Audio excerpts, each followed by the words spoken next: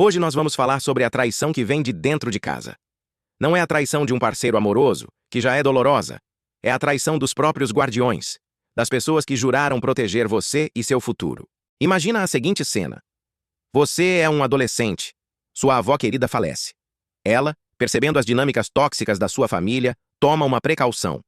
Deixa uma quantia significativa de dinheiro em uma conta que leva seu nome, com uma destinação clara e sagrada. Seu futuro. Pode ser para sua faculdade, para um intercâmbio, para a entrada de um apartamento. É a sua rede de segurança, o seu pé de meia, o presente póstumo de quem realmente acreditou em você. Seus pais são nomeados tutores desse fundo. A confiança é total, cega. Os anos passam. Você trabalha, se esforça, conquista sua vaga em um mestrado no exterior. É a hora de usar o presente da sua avó. É o momento para o qual aquele dinheiro foi guardado a 7 chaves. Você vai ao banco, confiante. E então, o gerente te olha com uma pena profunda no olhar. Senhor, o saldo é de R$ 15. Não é um erro. Não é um pesadelo do qual você vai acordar. É a realidade mais crua possível. Onde foi parar o dinheiro? Foi para o casamento de luxo do seu irmão favorito. Para o carro zero da esposa dele. Para bancar a fantasia de um adulto que nunca precisou se responsabilizar. Esse é o ponto de partida da história de hoje. Uma história sobre favoritismo tóxico, quebra de confiança e os limites do perdão. O nosso protagonista, depois de descobrir o furto, não aceitou discursos de família é família. Ele foi à guerra. Processou os próprios pais. E agora, o tribunal ordenou que eles vendam a casa própria para pagar a dívida. A internet está empolvorosa. Metade grita que ele é um monstro ingrato, que vai deixar os pais idosos na rua. A outra metade aplaude a coragem, dizendo que justiça foi feita. Qual lado está certo? Vamos dissecar cada camada. Para entender a bomba, preciso detalhar a dinâmica familiar. Desde sempre existiram 2 filhos, Lucas, o primogênito, e nosso narrador, que podemos chamar de Daniel. Lucas era o sol daquela casa. Tudo girava em torno dele. Seus erros eram desculpados, suas conquistas, super celebrações. Daniel, por outro lado, era a criança fácil. Independente, estudioso, não dava trabalho. E numa família disfuncional, ser a criança fácil é uma sentença de invisibilidade. Você não é mimado, mas também não é prioridade. Suas necessidades são sempre postergadas em nome do bem-estar do irmão problemático. A avó de Daniel, uma mulher sábia, observava isso com tristeza. Ela sabia que, quando partisse, Daniel estaria vulnerável. Por isso, em um ato de amor e proteção, ela estruturou legalmente uma herança específica para ele. Era uma quantia que, investida com cuidado, poderia mudar uma vida, cerca de R$ 200 mil. Os pais foram nomeados guardiões, com uma obrigação fiduciária, um dever legal e moral de proteger aquele patrimônio até que Daniel completasse a maioridade e fosse usar os recursos para os fins estipulados, educação ou moradia. Era um testamento de confiança. A avó confiava que, apesar do favoritismo, eles não cruzariam essa linha. Daniel fez 18 anos. Mas, sendo responsável, decidiu que não usaria o dinheiro de imediato. Trabalhou em empregos de meio período, pagou uma faculdade pública, viveu com simplicidade. Ele olhava para aquele saldo como seu passaporte para um futuro de excelência. Um mestrado no exterior era o sonho. Enquanto isso, na casa dos pais, o irmão Lucas, então com 25 anos, anuncia seu noivado. Não qualquer noivado. Ele queria o casamento. Um evento em um resort caríssimo, com 200 convidados, uma lua de mel na Europa. Os pais, é claro, queriam dar ao filho de ouro o melhor começo possível. Só havia um problema. Eles não tinham o dinheiro. A conta corrente deles não suportava tal fantasia. Foi então que o olhar deles, provavelmente sem qualquer remorso inicial, se voltou para a conta de Daniel. Aquele dinheiro que estava parado, que Daniel nem ia usar tão cedo. A racionalização começou. É só um empréstimo. A gente devolve depois. É pela família. Daniel é jovem. Ele consegue juntar de novo. E assim, com uma assinatura, eles cometeram mais do que um erro. Cometeram um crime. Apropriação indébita. Quebra de confiança fiduciária. Roubaram o futuro do próprio filho. 3 anos se passam. Daniel, agora com 25, recebe a carta de aceitação para um mestrado na Inglaterra. É a hora. Com o coração batendo de alegria e nervosismo, ele vai ao banco para iniciar os trâmites de transferência internacional. A cena que se segue é de um suspense cortante. O gerente digitando, a tela carregando, o silêncio. E então, a sentença. Saldo, 15,78 euros. Daniel ri, incrédulo. Deve ter algum erro no sistema, doutor. Tem que ter uns 200 mil aí. O gerente, constrangido, imprime o extrato. E lá estão elas, dezenas de saques, transferências Pix, feitos há 3 anos no valor total do fundo. O mundo desaba. A sensação não é só de raiva. É de desorientação total. É como se o chão, que você achava que era de concreto, afundasse e revelasse um abismo. As pessoas que você mais amava e confiava no mundo são estranhas perigosas. Ele vai até a casa dos pais, o extrato na mão como uma prova de um crime. A reação deles é um estudo sobre a psicologia da culpa e da manipulação. A mãe fica pálida, silenciosa, envergonhada. O pai, porém, parte para a ofensiva. A tática do agressor. Ah, ia te contar. Começa com essa mentira descarada. Seu irmão precisava começar a vida bem, Daniel. Você é independente, forte. Você se vira. O Lucas precisa de ajuda. Família é para isso. Notem a linguagem. Eles não pediram desculpas. Eles justificaram. Transformaram o roubo em um ato de caridade familiar. E o detalhe mais cruel. O casamento de luxo durou menos que o financiamento do carro. Lucas se divorciou 2 anos depois. O carro foi trocado. O dinheiro, evaporado. Não foi investido em algo duradouro. Foi queimado em fogo de palha de aparências.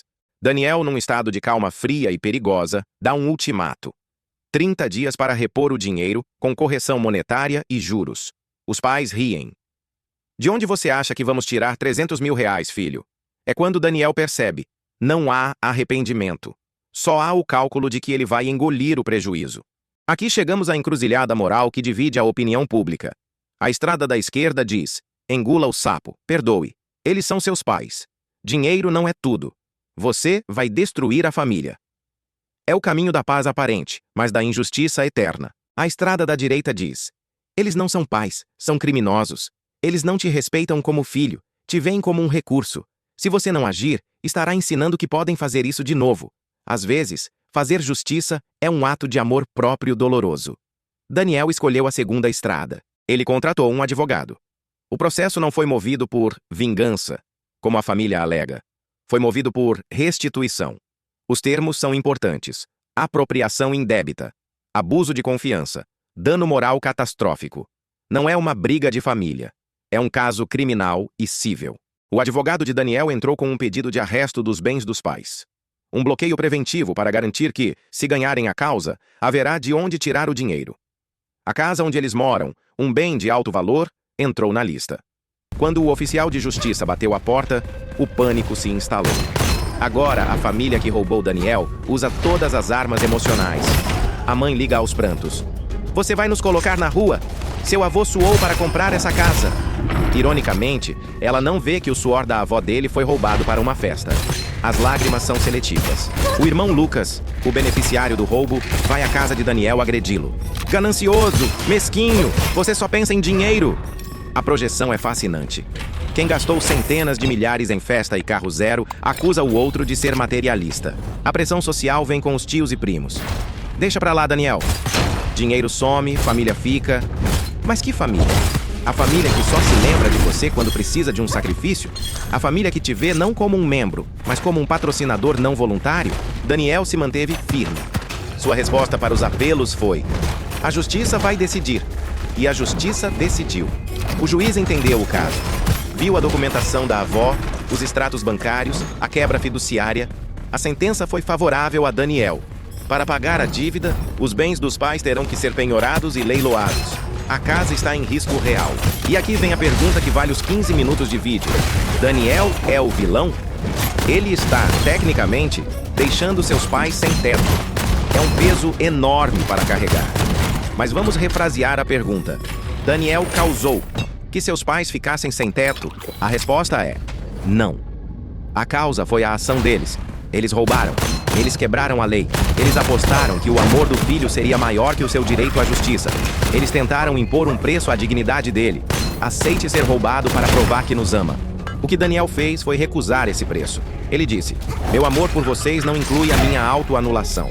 Forçar alguém a vender um bem para pagar uma dívida não é uma agressão. É a consequência natural de um ato ilícito. É o custo da desonestidade. Se eles perderem a casa, não será porque Daniel processou. Será porque, anos antes, eles escolheram trocar a segurança do futuro de um filho por uma festa de fim de semana para o outro. Eles fizeram a troca. Agora estão recebendo a nota fiscal. Muita gente fala, sangue é mais grosso que água, mas esquece o provérbio completo. O sangue do pacto é mais grosso que a água do ventre. Laços escolhidos, de lealdade e respeito, são mais fortes que os meramente biológicos.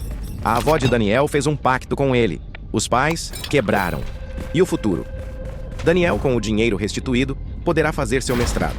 Os pais talvez morem em um lugar mais humilde. A relação, obviamente, estará destruída. Mas pergunte-se, que relação era essa? Era baseada em verdade e respeito ou em exploração e submissão? Às vezes, a cura começa com um corte. Um corte doloroso, sangrento, mas necessário para separar o tecido saudável do gangrenado. Daniel não processou por ódio. Processou para se tornar inteiro de novo. Para honrar a avó que nele acreditou. Para dizer a si mesmo que seu futuro tinha valor. E você? Onde você traça a linha?